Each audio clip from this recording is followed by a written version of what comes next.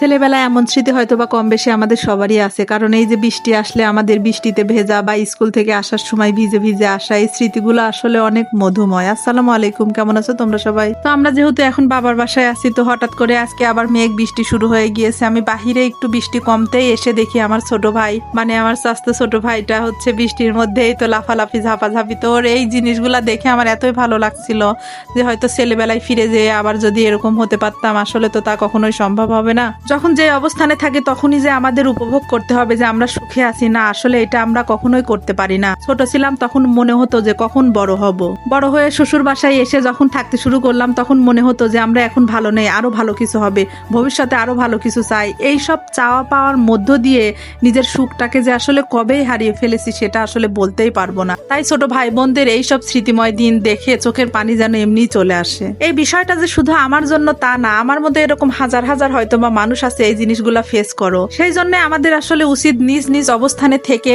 সুখে থাকা, মানে সুখে থাকার চেষ্টা করা, সবাইকে নিয়ে ভালো থাকার চেষ্টা করা। আজ এই পর্যন্তই, ভালো থাকবে সবাই, আল্লাহ হাফেজ।